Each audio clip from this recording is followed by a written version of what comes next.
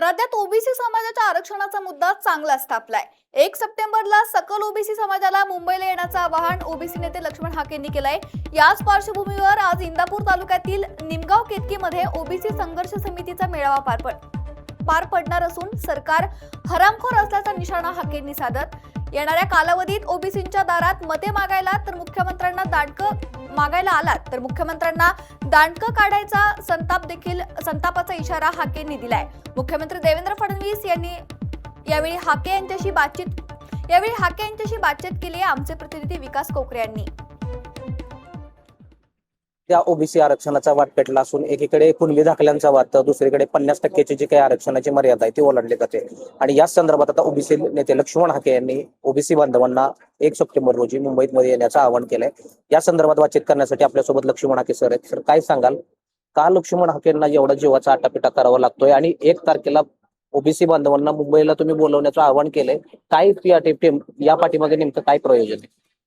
Vishwanath Pratap सिंगांनी, doctor Babasaheb आंबेडकरांनी, BP मंडलांनी ज्या हेतूनं या व्यवस्थेमधल्या कारुणारूला, व्यावसायिकाला किंवा बलुत्या आलुत्याला किंवा भटक्या विमुक्तांना आरक्षण दिलं, तो हेतू या लोकनियुक्त सरकारांनी, आमदारांनी, खासदारांनी, मंत्र्यांनी पायदळी तुडवलेला आहे आणि या ओबीसींचे, भटक्या विमुक्त जाती जमातींचे हक्क अधिकार संपवलेले आहेत। हा माझा आरोप, हे वास्तव, हे परखड विश्लेषण आणि मुख्यमंत्री महोदयांनी, सरकारने या ओबीसीचं आरक्षण संपवलंय।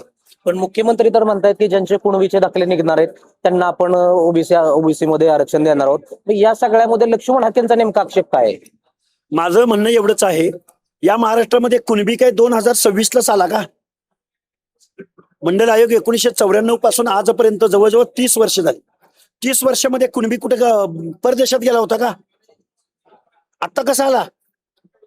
कुणबीकरणाद्वारे मराठा समाजाला ओबीसी मध्ये मुख्यमंत्री महोदय तुम्ही आरक्षण देण्याचं षडयंत्र केलं। ओबीसीच्या अनाथ माती कालवली, ओबीसीचं झोपडं उद्ध्वस्त केलं। त्याचं कारण असं की शासनकर्ती जमात असलेल्या, संविधानाला मान्य नसणाऱ्या, सुप्रीम कोर्टाला मान्य नसणाऱ्या या सगळ्या लोकांना तुम्ही ओबीसींच्या म्हणजे मागासांच्या झोपड्यामध्ये आणून ठेवलं। सरकार एकीकडे म्हणतंय की ओबीसींच्या आम्ही कुठल्या आरक्षणाला धक्का लावणार नाही। मग लक्ष्मण हाके ओबीसींच्या मनामध्ये भीती का निर्माण करतायत की ओबीसींचं आरक्षण गेलंय?